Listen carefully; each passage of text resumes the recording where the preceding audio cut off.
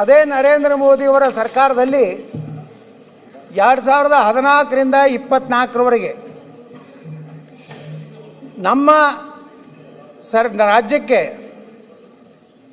ತೆರಿಗೆ ಪಾಲು 2,93,000 ಕೋಟಿ ರೂಪಾಯಿ. ಅಂದರೆ UPA ಸರ್ಕಾರದಲ್ಲಿ ಬರಬೇಕಾದಂಥ ಹಣಕ್ಕಿಂತ ಸುಮಾರು 258% ನರೇಂದ್ರ ಮೋದಿಯವರು ಕರ್ನಾಟಕಕ್ಕೆ ಇವತ್ತು ಅನುದಾನವನ್ನು ಕೊಟ್ಟಿದ್ದಾರೆ. ಏನು ಗ್ರ್ಯಾಂಟ್ಸ್ ಇನ್ ಏಟದಲ್ಲಿ ಸುಮಾರು 2,26,000 ಕೋಟಿ ಅಭಿವೃದ್ಧಿಗಾಗಿ ಕರ್ನಾಟಕಕ್ಕೆ ಹಣ ಕೊಟ್ಟಿದ್ದಾರೆ. ಅಂದರೆ ಸುಮಾರು 273 ಪಟ್ಟು ಕರ್ನಾಟಕಕ್ಕೆ ಸನ್ಮಾನ್ಯ ನರೇಂದ್ರ ಮೋದಿಯವರು ಇವತ್ತು ಹೆಚ್ಚು ಸಹಾಯವನ್ನು ಮಾಡಿದಂಥ ಯಾರಾದರೂ ಪ್ರಧಾನಮಂತ್ರಿ ಇದ್ದರೆ ಅದು ನರೇಂದ್ರ ಮೋದಿಯವರು ಅಂತೇಳಿ ನಾನು ಭಾಳ ಹೆಮ್ಮೆಯಿಂದ ಹೇಳಲಿಕ್ಕೆ ಬಯಸ್ತಾ ಇದ್ದೇನೆ ಅಧ್ಯಕ್ಷರೇ. UPA ಸರ್ಕಾರದಲ್ಲಿ ಬಂದಂಥ ಒಟ್ಟು ಅಭಿವೃದ್ಧಿ ಹಣ 1,42,574 ಕೋಟಿ. ನರೇಂದ್ರ ಮೋದಿಯವರು 10 ವರ್ಷದಲ್ಲಿ ಬಂದಂಥ ಅಭಿವೃದ್ಧಿ ಹಣ 5,19,000 ಕೋಟಿ. ಇದು ಅಂಕೆ ಸಂಖ್ಯೆಗಳು ಕೇಂದ್ರ ಸರ್ಕಾರ ಕೊಟ್ಟಂಥ ಅಂಕೆ, ಏನು ನನ್ನ ಮನೆಯಲ್ಲಿ ತಯಾರು ಮಾಡೋದಂಥದ್ದಲ್ಲ. ಇವತ್ತು ನರೇಂದ್ರ ಮೋದಿಯವರ ಬಗ್ಗೆ ಆಗಲಿ ಕೇಂದ್ರ ಸರ್ಕಾರದಲ್ಲಿ ಆಗಲಿ ಇವತ್ತೊಂದು ಸರ್ವೆ ಮಾಡಿದ್ದಾರೆ ಅಧ್ಯಕ್ಷರು, ಇವತ್ತೇ ಬಂದಿದೆ ಪತ್ರಿಕೆಯಲ್ಲಿ. ಇಂದು ಚುನಾವಣೆ ನಡೆದರೆ NDAಗೆ 352 ಸ್ಥಾನಗಳು ಭಾರತದಲ್ಲಿ ಸಿಗ್ತವೆ. ನೀವು ಸುಳ್ಳು ಅಪಪ್ರಚಾರ ಮಾಡಿದ್ರೆ ಈ ದೇಶದ ಜನ ನರೇಂದ್ರ ಮೋದಿಯನ್ನು ಬಿಟ್ಟು ಕೊಡುವಂಥ ಪ್ರಶ್ನೆ ಈ ದೇಶದಲ್ಲಿ ಇಲ್ಲ ಅನ್ನುವಂಥ ಮಾತನ್ನು ನಾನು ಭಾಳ ಸ್ಪಷ್ಟವಾಗಿ ಹೇಳಕ್ಕೆ ಬಯಸ್ತಾ ಇದ್ದೇನೆ. ಇವತ್ತು 352 ಲೋಕಸಭೆಗಳನ್ನು ಗೆಲ್ಲುವುದರ ಮೂಲಕ ಕಾಂಗ್ರೆಸ್ ಮತ್ತೆ ಕೇವಲ 80 ಸೀಟ್ಗಳು ಗೆಲ್ಲಲಿಕ್ಕೆ ಸಾಧ್ಯ ಇದೆ ಅನ್ನುವಂಥ ಮಾತನ್ನು ಇವತ್ತು ಹೇಳಿದ್ದಾರೆ. ಆದರೆ ಅನೇಕರು ನಮ್ಮ ಭಾರತೀಯ ಜನತಾ ಪಾರ್ಟಿ ಮಿತ್ರರು ಕೇಂದ್ರ ಸರ್ಕಾರವನ್ನು ನರೇಂದ್ರ ಮೋದಿಯವರನ್ನು ಹೊಗಳೋದು. ಹಾಗಾದರೆ ಕರ್ನಾಟಕದಲ್ಲಿ ಯಾಕೆ ನರೇಂದ್ರ ಮೋದಿಯವರ ಮಾಡೆಲನ್ನು ಅನ್ವಯವನ್ನು ನಮ್ಮ ಭಾರತೀಯ ಜನತಾ ಪಾರ್ಟಿ ಅನ್ವಯಿಸಲಿಲ್ಲ?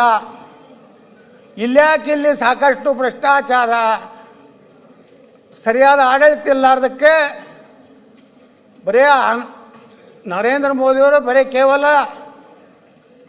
ಕೇಂದ್ರ ಸರ್ಕಾರಕ್ಕಲ್ಲ, ರಾಜ್ಯದಲ್ಲಿಯೂ ನರೇಂದ್ರ ಮೋದಿ ಅಂತ ಒಂದು ಸರ್ಕಾರ ಈ ರಾಜ್ಯದಲ್ಲಿ ಬರಬೇಕನ್ನುತ್ತಾ ಜನರ ಅಪೇಕ್ಷೆ ಇತ್ತು.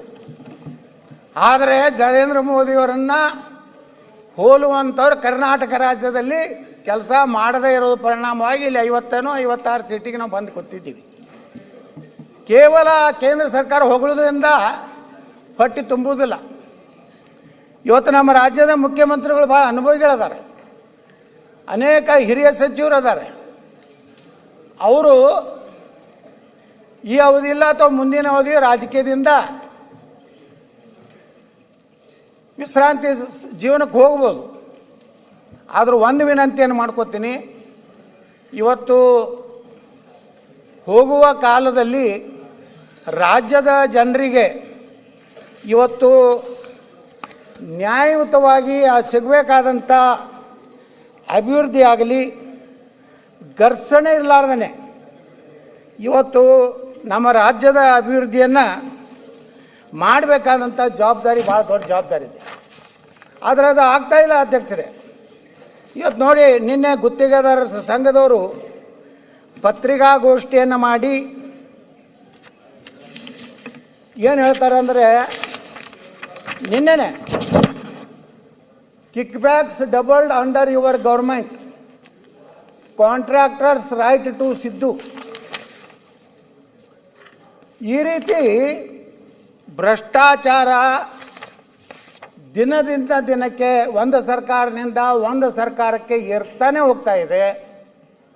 ಅವಾಗ ಬೊಮ್ಮಾಯಿ ಸರ್ಕಾರ ಇದ್ದಾಗ 40% ಸರ್ಕಾರ 40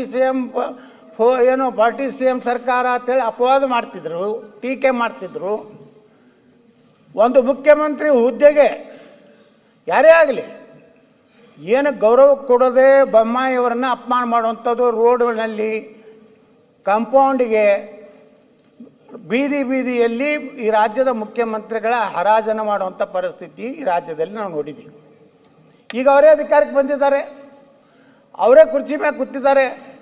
ಆ 40% ಅಂತ ನೀವೇನು ಹೇಳ್ತಾ ಇದ್ರಲ್ಲ, ಆ 40ರಿಂದ 100ಕ್ಕೆ 100 ಭ್ರಷ್ಟಾಚಾರ ಅಂತ ಹೋಗೋದು ಸಾಧ್ಯ ಇಲ್ಲ. ಇದನ್ನು ಯಾರೂ ನಾನು 100ಕ್ಕೆ 100 ಒಳ್ಳೆಯ ಸರ್ಕಾರ ಕೊಡ್ತೀನಿ ಅನ್ನೋಂಥ ಪರಿಸ್ಥಿತಿ ರಾಜ್ಯದಲ್ಲಿ ಯಾರ್ದೂ ಇಲ್ಲ. ನಾವು ಒಪ್ಕೋತೀನಿ. ಆದರೆ 40% ಅಂತ ನೀವೇ ಏನು ಟೀಕೆ ಮಾಡಿದ್ರಲ್ಲ, ಅದಕ್ಕಿಂತ ಕಡಿಮೆ ಮಾಡುವಂಥ ಪ್ರಯತ್ನ ಏನು ಮಾಡಿದ್ರಿ? ನಿರ್ಭೀತ, ನಿಷ್ಪಕ್ಷಪಾತ, ವಿಶ್ವಾಸಾರ್ಹ ಸುದ್ದಿಗಳಿಗೆ ಮತ್ತೊಂದು ಹೆಸರಾಗಿರೋ ನ್ಯೂಸ್ 18 ಕನ್ನಡ ಈಗ ಆಪ್ನಲ್ಲೂ ಲಭ್ಯ ಇದೆ. ದಯವಿಟ್ಟು ಇಲ್ಲಿರೋ QR ಕೋಡ್ ಅನ್ನು ಸ್ಕ್ಯಾನ್ ಮಾಡಿಕೊಂಡು ಆಪ್ ಡೌನ್ಲೋಡ್ ಮಾಡೋದಕ್ಕೆ ಮರಿಬೇಡಿ. ನಿಮ್ಮ ಬೆಂಬಲ ಹೀಗೆ ಸದಾ ನಮ್ಮೊಂದಿಗಿರಲಿ. ಧನ್ಯವಾದ.